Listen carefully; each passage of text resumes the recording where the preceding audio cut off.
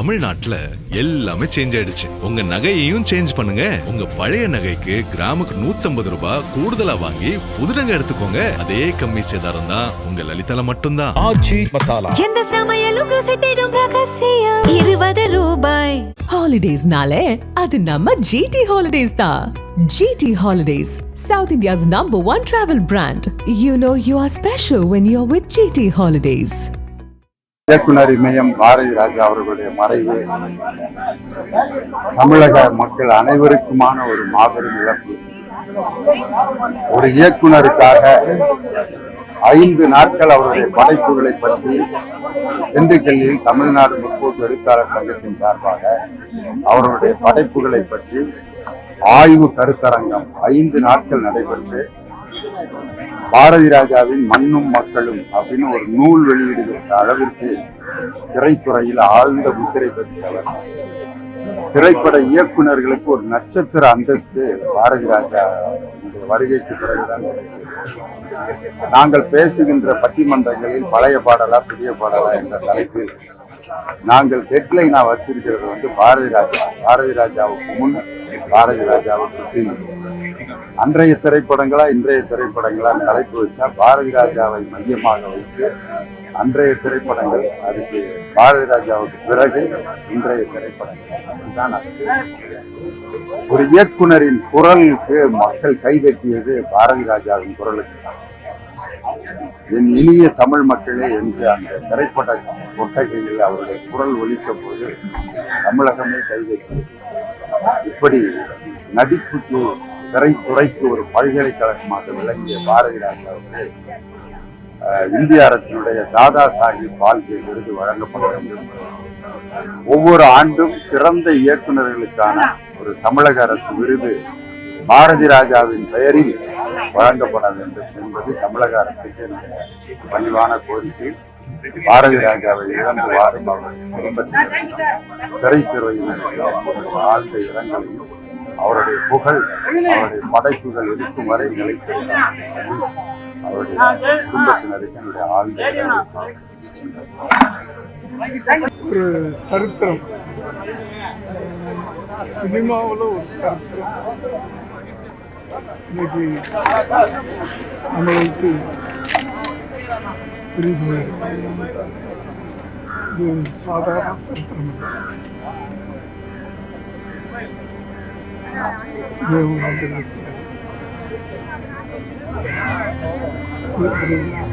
நண்பர்களாக ஆரம்பிச்ச பயணம், ஒவ்வொரு நண்பனா நான் இழந்துட்டு வரேன்.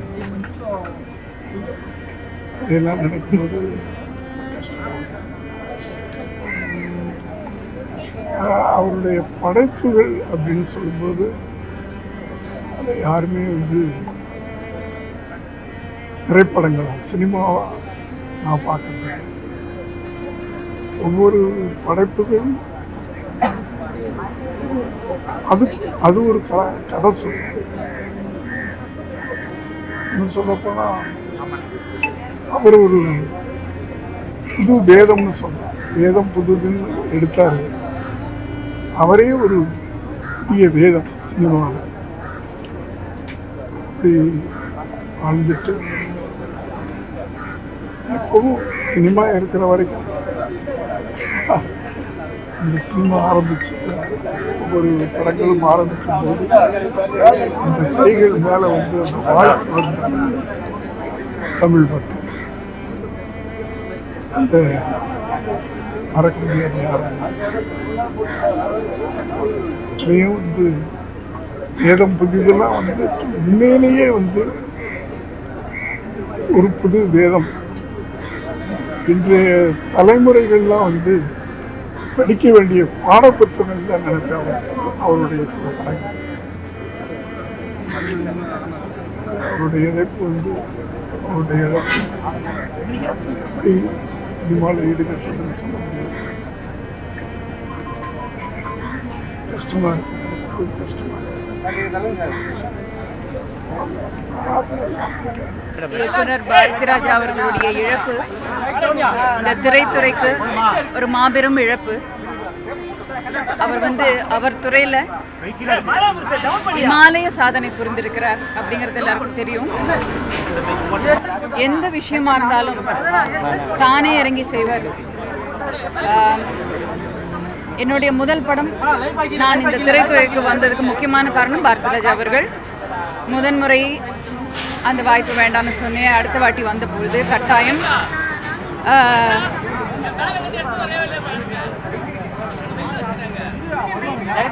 புதுநெல்லு புதுநாத்து படத்தின் போது ஒவ்வொரு சின்ன நடிப்பு நுணுக்கங்களும் சரி, படத்தில் ஏதாவது ரிஸ்க் எடுக்கணும்னாலும் சரி, அந்த என்னுடைய அதில் ஒரு பாடல் இருக்குது, கருத்து மச்சான்ற பாடலில் முதல்ல அது பிகினிங்கில் வந்து கிணத்துக்குள்ளேருந்து வரணும், ஒரு கேணிலேருந்து வர்ற மாதிரி ஒரு ஷாட் இருக்குது.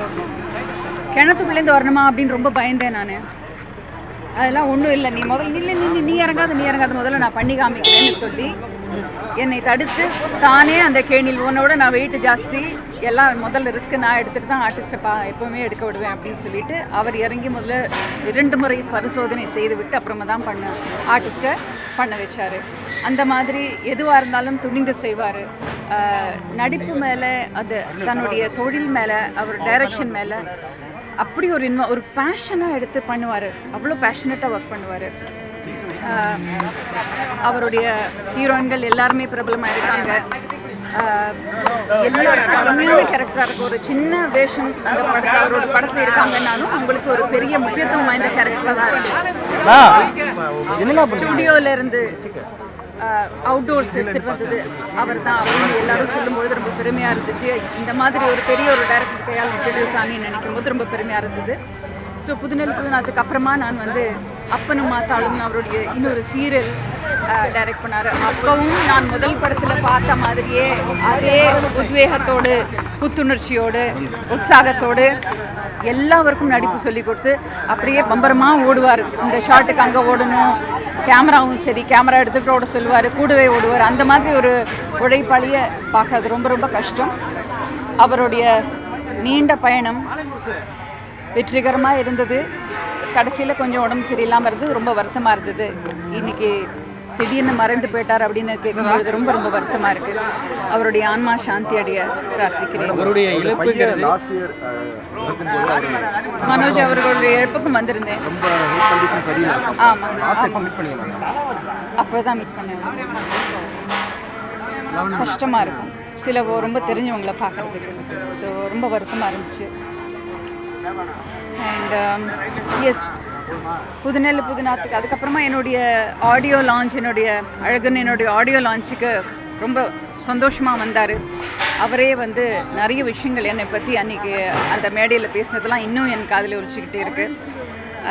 அப்புறம் மாதிரி ஒரு எந்தூசியாஸ்டிக் பர்சன் பார்க்குறது ரொம்ப ரொம்ப கஷ்டம். அண்ட் ஜனனிக்கு அவரோட மனைவிக்கும் ஜனனிக்கும் என்னுடைய ஆழ்ந்த இரங்கல்களை தெரிவிச்சுக்கிறேன். மனோஜ் அவர்களுடைய மனைவிக்கும் குழந்தைகளுக்கும் சேர்த்து அவங்க எல்லாருக்குமா என்னுடைய ஆழ்ந்த இரங்கல். திரைக்கலை உலகின் ஈடு இடையற்ற பேரொளி அணைந்து விட்டாலும் தன் படைப்புகளால் அவர் பரப்பிய ஒளி வெள்ளம் ஜெகஜோதியாக காலத்தை கடந்து பிரகாசித்துக் கொண்டே இருக்கும். கைரேகை சட்டத்தால் ஒடுக்கப்பட்ட ஒரு சமூகத்திலிருந்து பட்டிக்காடுகளை பட்டண பிரவேசம் செய்ய வைத்து உயிர் காவியங்களாக படைத்த அவரது திரை ஓவியங்களில் 16 வயதினிலே படத்தில் காதல் என்பதை மெல்லிய மயிலிறகால் நெஞ்சை வருடுவதைப் போல அமைத்து உச்சகட்ட காட்சியை படத்தை விட்டு வெளியே வருகிறவருடைய மனதிலே நிறுத்திய பாரதி ராஜா புதிய வார்ப்புகளில் இதயம் எங்கே போகிறது என்ற நினைவை ஊட்டி கிழக்கே போகும் ரயிலிலே நம்மையும் அந்த ரயிலில் பயணிக்க செய்து மர்மப்பட மன்னன் ஹிச்காக்கினுடைய பிரதிபலிப்பாக அதையும் விஞ்சுகிற வகையிலே சிவப்பு ரோஜாக்களையும் ஒரு கைதியின் டைரியையும் படைத்ததோடு சாதிகளுக்கு அப்பாற்பட்டது காதல், மதங்களுக்கு அப்பாற்பட்டது காதல் என்பதை அலைகள் ஓய்வதில்லை திரைப்படத்திலே நிலை நிறுத்தியதோடு மதம் என்பது வர்ணாசிரமத்தை கடந்தது என்பதற்காக பாலுச்சாமி தேவர் என்ற பாத்திரத்தையே தன் பெயர்தான், அவர் பெயர்தான், வேதம் புதிதிலே நிலைநாட்டி ஆஸ்கார் விருது தகுதி பெறாமல் போனதற்கு காரணம் உலகத்தில் பெரும் நடிகர் திலகம் அவருக்கு மீண்டும் புத்துருவாக்கம் செய்து அவரை மறக்க முடியாத வகையில் திரைப்படத்தில் முதல் மரியாதையாக நிலைநாட்டிய பாரதி ராஜா தமிழ் கலை உலகத்துக்கு கிராமத்து மண்ணை, அந்த மண்ணின் வீரத்தை, அந்த மண்ணின் சுயமரியாதை மானத்தை, பழந்தமிழர் பண்பாட்டை சித்தரித்து புதியதோர் உலகத்தை கொண்டு வந்து நிலைநாட்டினார். தமிழ் குல மறக்க முடியாத பெருந்தொண்டாற்றிய பாரதி ராஜா அவருடைய என் உயிரும் இனிய தமிழ் மக்களே என்ற குரல் அவர் மறைந்தாலும் திரைப்படங்களில் தொடங்கும் போது ஒலித்துக் கொண்டே இருக்கும். மேனியிலே மலர்கள் என்று தூவப்படுகின்றன. மலர்களை தூவியே திரைப்பட காதல் காட்சிகளை பறக்க விடுவார் நெஞ்சிலே. அப்படிப்பட்ட அற்புதமான மகா கலைஞன் மறைந்ததில் தமிழ் திரையுலகம் ஒரு கலையுலக பிரமாவை இழந்துவிட்டது. தமிழ் இன உணர்வு, ஈழ தமிழ் உணர்வு கொண்ட அந்த மாமனிதனின் புகழ் எந்நாளும் வாழும் என்று அவரது பரம ரசிகராகிய நான் நெஞ்சில் எழுந்த வேதனையோடு இதனை என் பக்கத்தில் தமிழ் இனமான உணர்ச்சியினுடைய பிரதிபிம்பமாக சிங்கம் போல மேடைகளிலே கர்ஜிக்கிற என் சகோதரன் இந்த தமிழ் மக்கள் உள்ளத்திலே அப்படிப்பட்ட உணர்வை ஊட்டி வருகிற என்னுடைய ஆர்வீர் சகோதரர் பக்கத்திலே நிற்கிறார். அவர் இப்பொழுது இரங்கல் தெரிவிப்பார். சொல்லுங்க. பாரதி ராஜா சார் நான் ஒரு 4-5 தடவை மீட் பண்ணுறதுக்கான ஆப்பர்ச்சுனிட்டி எனக்கு கிடச்சிது. அவரோட பிளெஸிங் எனக்கு கிடச்சிது. அவர் சொன்ன ஒரு விஷயம் எனக்கு ஸ்ட்ராங்காக மைண்டில் இருக்கிறது, காதலும் கலையும் பிரிக்கவே முடியாது, காதல் இல்லாமல் கலைஞன் இருக்கவே முடியாது அப்படின்னு சொன்னார். அண்ட் அவருக்கு சினிமா மேலே உள்ள எவ்வளோ பெரிய காதல் அப்படின்றது அந்த பேஜில் எனக்கு தெரிஞ்சது 4 வாட்டியும். அண்ட் 2 இயர்ஸ் பேக் மீட் பண்ணும்போது கூட நான் ஒரு கதை ஒர்க் பண்ணிருக்கேன், கதை எழுதிட்டு நான் சொல்கிறேன் அப்படின்னு சொன்னார். ஸோ அவரை எடுத்துகிட்டு ஒரு சினிமா நம்மளால் யோசிக்கவே முடியாது. கிராமத்தை அவ்வளோ அழகாக எல்லார்கிட்டையும் கொண்டு போய் சேர்த்தவர். Miss you sir. Bharathi Raja sir, Balachander sir, 2 pillars of Tamil cinema. இன்னைக்கு பாரதி ராஜா சார் போனது ரியலி வெரி சேட் டே. அவரோட சினிமாவில் தான் நான் குரோ ஆனேன். அவரோட சினிமாவை நான் பார்த்து ரசிச்சிருக்கேன். ஒவ்வொரு சினிமாவும் நான் நிறைய லேர்ன் பண்ணியிருக்கேன். நான் அவர் பல தடவை மீட் பண்ணி அந்த சினிமாவை விமர்சனம் பண்ணி அவர்கிட்ட பிளெஸ்ஸிங்ஸ் பல தடவை வாங்கியிருக்கேன். எனக்கு சத்யா படத்தை பார்த்து அவர் பிளெஸ் பண்ணது மறக்கவே முடியாது. I'm very happy. I'm very very feeling sad today that he is no more with us. May God bless his soul. Thank you. இயக்குனர் இமயம் பாரதி ராஜா இறந்தார், மறைந்தார் என்ற செய்தி கேட்டு மிகவும் அதிர்ச்சியாகவும் வேதனையாகவும் இருக்கிறது.